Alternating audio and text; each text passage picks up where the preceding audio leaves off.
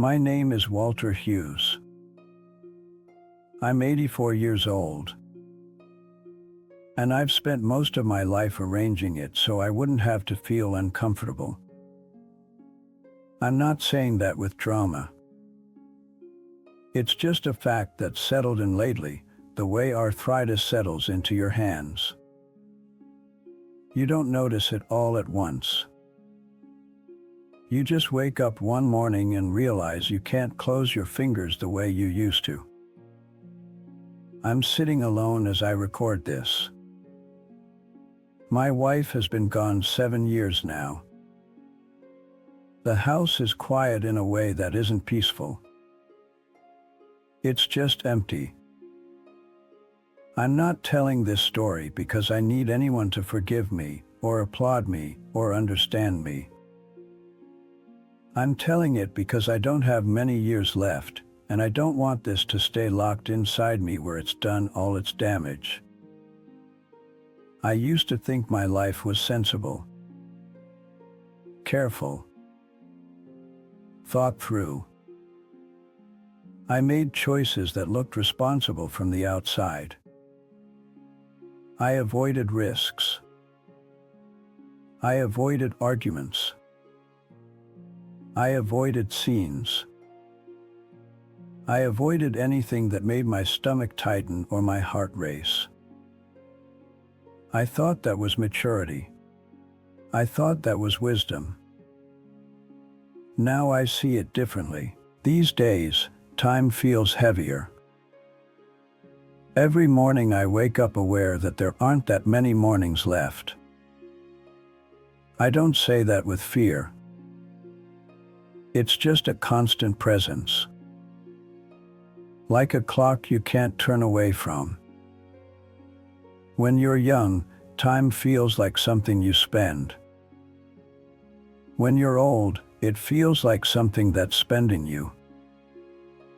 People don't ask me many questions anymore. They assume I've already told my stories. They assume there's nothing new left to say. In a way, that's true. But there's one story I never told honestly, not even to myself until recently. I built my entire life around avoiding discomfort. And it cost me more than I ever imagined. I didn't start out thinking that way. I wasn't born cautious or afraid. I was just a boy from a quiet town in Ohio. My father worked at the paper mill. My mother stayed home. We weren't unhappy, but we weren't expressive either. No one talked about feelings. You did your chores. You did your homework. You didn't complain. Discomfort was something you ignored or worked around. When I was young, discomfort meant my father's silence when he was disappointed. It meant my mother's tight smile when something was wrong but nobody said it. I learned early that smoothness was safer than honesty. That keeping things calm was better than stirring anything up. I carried that lesson with me without realizing it. In my 20s, I took a job as an accountant. It wasn't a dream. It wasn't terrible either. It paid well enough. It was predictable. There were rules. Numbers behaved themselves if you handled them right. I liked that. I remember a friend once asking me if I ever wanted to do something else. Something messier. Something creative. I laughed it off. Said I liked stability. Said I wasn't the type to chase passions. That felt like a grown-up answer. What I didn't say was that the idea of failing, or struggling, or not knowing where the next paycheck would come from made my chest feel tight. So I didn't go near it. I met my wife, Eleanor, when I was 27. She was warm in a way I wasn't. She laughed loudly. She asked questions that went a little too deep. On our third date, she asked me what scared me most. I remember feeling annoyed. Not at her, exactly.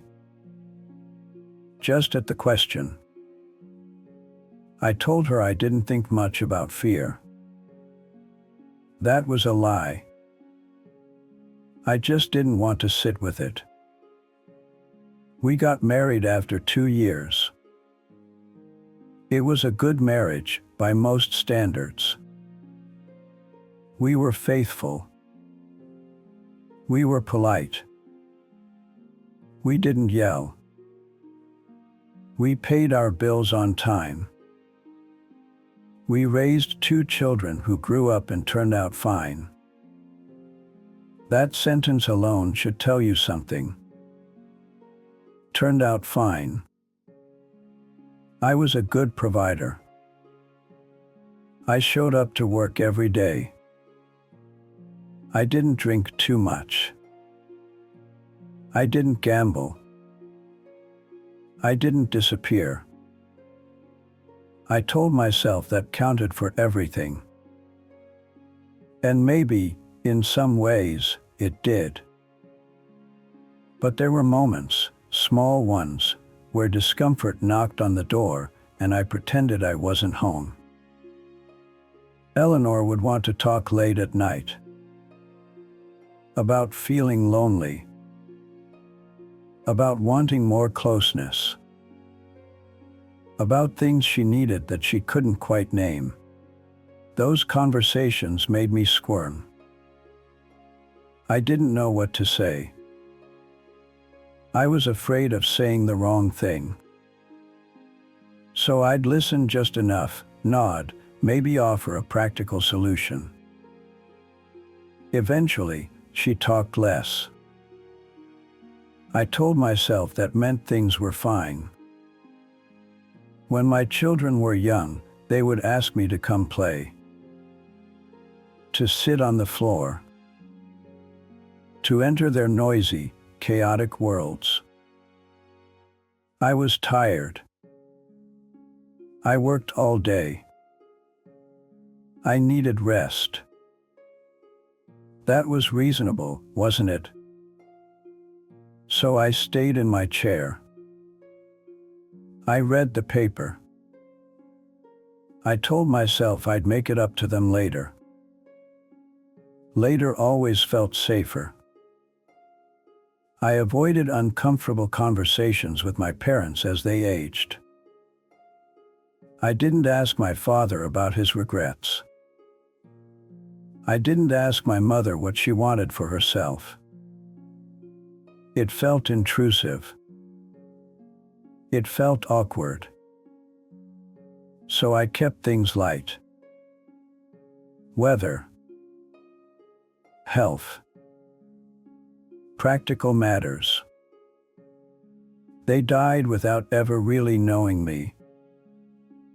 And I didn't really know them either. At work, I stayed in the same role for decades. There were opportunities to move into management. That would have meant more visibility, more conflict, more responsibility for other people's mistakes. I declined politely. Said I was happy where I was. I was. Mostly. But happiness built on avoidance is thin. It doesn't collapse. It just never deepens. Years passed. Quietly. That's the thing about a life like mine. Nothing exploded. Nothing fell apart in a way that forced me to look at myself. The damage was slow, almost courteous. There were birthdays I left early because the room was loud and my head hurt. There were arguments I sidestepped because I didn't want tension to linger. There were truths I swallowed because speaking them felt risky. Each time, it seemed harmless, sensible, even. I didn't notice what it was adding up to. Eleanor and I grew older side by side, but not always together. We functioned well. We coordinated schedules. We discussed logistics. We rarely discussed feelings anymore. When she was diagnosed with cancer, I went into practical mode immediately. Appointments, insurance, medications. I was very good at that. I wasn't very good at sitting with her fear. Or my own. There were moments in the hospital when she looked at me like she wanted something else. Something I didn't know how to give. Or maybe I did know, and I was just too uncomfortable to offer it. She died on a quiet Tuesday morning. I held her hand. I told her I loved her. I meant it. But even then, there were things I didn't say. Things that felt too heavy, too late, too exposed. After the funeral, people told me how strong I was. How steady. I nodded. Strength felt like a compliment. It always had. The house felt enormous after that. Every room echoed. I kept busy. Cleaned. Organized papers. Did everything I could to avoid the stillness. Stillness invites thoughts. Thoughts invite discomfort. My children called regularly at first. Then less often.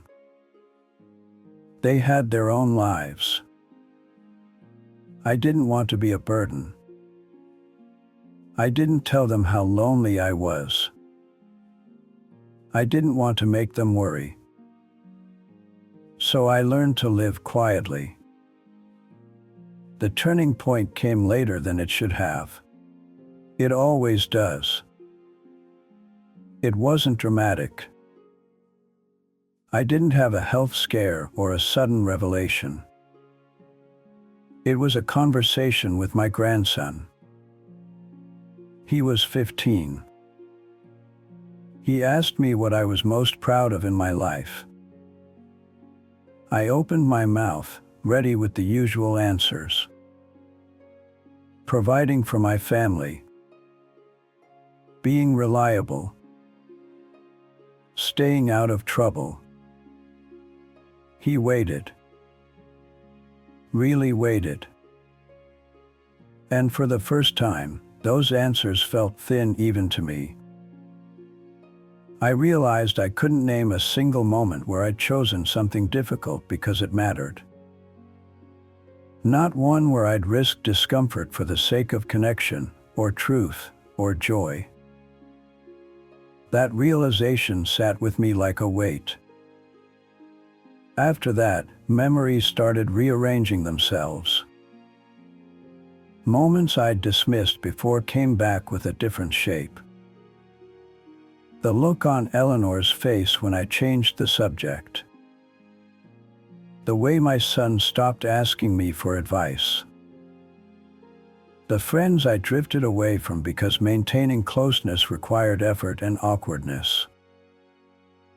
Nothing was stolen from me. I gave it all away, one comfortable choice at a time. There are things now that can't be fixed. I can't go back and ask Eleanor the questions I avoided. I can't sit on the floor with my children when they were small.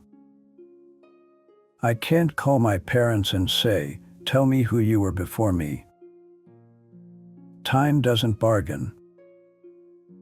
I live with the knowledge that when I'm remembered, if I'm remembered, it will be as a decent man. A reliable one. That's not nothing. But it's not everything either. I wish I had known that discomfort isn't the enemy. It's a signal. A doorway. Avoiding it doesn't keep you safe. It just keeps you shallow. If you're listening to this and you still have years ahead of you, I'm not telling you what to do. I wouldn't dare. I'm just telling you what it felt like to arrive at the end and realize how much of life I walked past because it made me uneasy. I thought I was protecting myself. I was really protecting my habits. These days, I sit by the window a lot. I watch the light change. I think about the conversations I never started. The apologies I never offered because they would have been uncomfortable.